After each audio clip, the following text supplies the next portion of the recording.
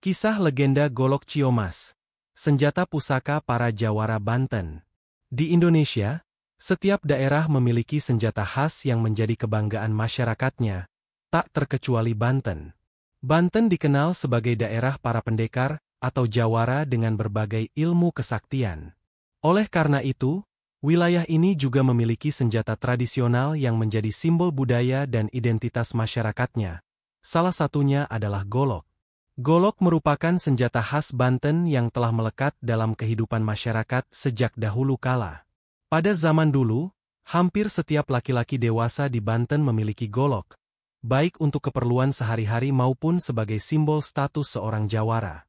Selain digunakan sebagai alat kerja, golok juga memiliki nilai historis dan magis.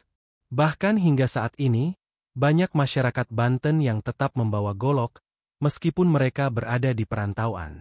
Salah satu jenis golok Banten yang paling terkenal karena keistimewaan dan ketajamannya adalah Golok Ciomas.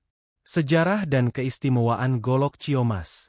Golok Ciomas telah digunakan oleh masyarakat Banten sejak masa Kesultanan Banten dan terus diwariskan hingga zaman penjajahan.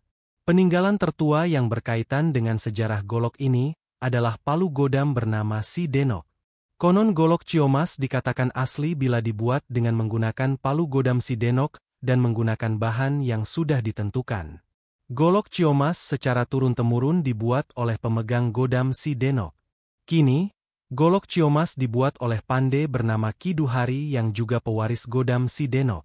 Ki Duhari adalah generasi ketujuh pembuat Golok Ciomas.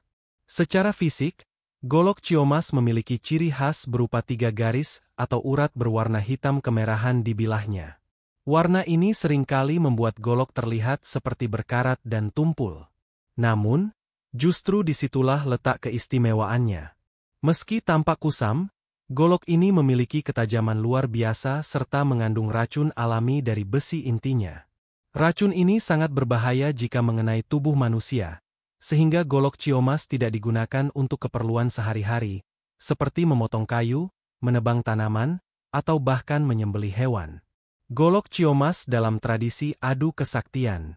Golok Ciomas juga menjadi simbol ujian kesaktian bagi para Jawara Banten.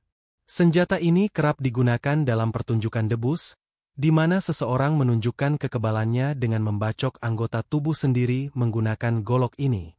Jika tubuhnya tetap utuh tanpa terluka, maka dapat dipastikan bahwa orang tersebut memiliki ilmu kebal tingkat tinggi. Daya tarik Golok Ciomas membuat banyak kolektor dan pecinta benda pusaka tertarik untuk memilikinya. Namun, tidak sembarang orang bisa memiliki golok ini. Ada sejumlah syarat dan perjanjian khusus yang harus dipenuhi oleh pemiliknya, terutama dalam hal penggunaan yang tidak boleh melanggar norma dan nilai-nilai kejawaraan. Golok Ciomas yang beredar saat ini kebanyakan merupakan versi baru yang dibuat berdasarkan inspirasi dari golok asli. Golok Ciomas yang sesungguhnya, yaitu yang berasal dari masa Kesultanan Banten, diakini masih tersimpan rapi dan hanya dimiliki oleh keturunan langsung dari Sultan Maulana Hasanuddin Banten.